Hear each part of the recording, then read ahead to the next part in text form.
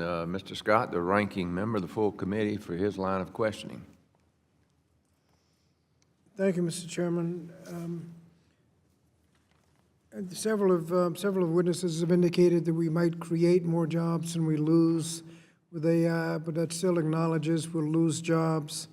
What kind of job training should we be developing to account for the displacement? Ms. Goldman? Sure. I mean, I think, Congressman Scott, there are a lot of really important questions about, workers' future with the implementation of AI in the workplace. And I think it's really important that we do the things that we know we need to do right now. We need to improve job quality so workers have access to fair pay and benefits. We need to make sure workers have access to unions, which involves updating our labor laws that are on the books. And then we need to make sure that workers, as we've been talking about, have a voice in the workplace. And this includes shoring up our existing social safety nets, including our job training system, so that if workers do lose their job, they have a bridge to another high-quality position. Anyone else want to talk about what kinds of job training initiatives?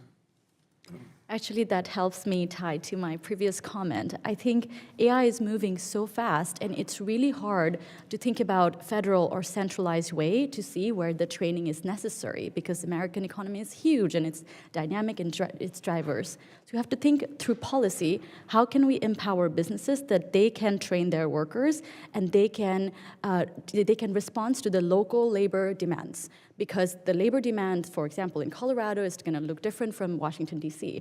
So in my tax policy proposal, I suggest that small businesses, or businesses of all sizes, are allowed to expense the cost that they put in for training their workers. And it will equalize the level playing field we have with technology. Right now, businesses are allowed to expense their costs for when they buy a building, or through bonus depreciation, or when they buy a technology or research and development investment. They're able to expense it completely, but they cannot do the same when they train their workers. So I would recommend that we kind of equalize the human capital investment with capital investment in terms of tax expensing. Thank you.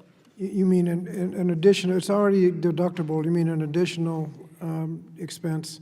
Congressman, there are mazes of regulation for businesses to go through, and I have a policy brief. I'm happy to send it to your office. Okay. Thank you. Anyone else have any ideas on job training, what we ought to be doing?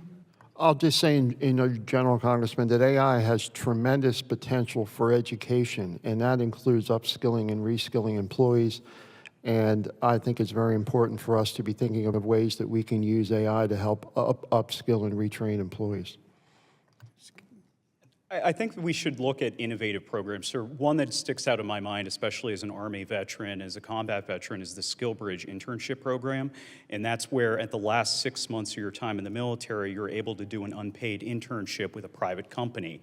And it gives you the ability, the whole idea of building a bridge from the military to the civilian sector. And I think that looking at different ways, creative ways of having training, because with artificial intelligence, these tools are incredibly developing at an incredibly rapid rate. So I think that just focusing on education overall and looking at new innovative ways to approach it will be very important moving forward.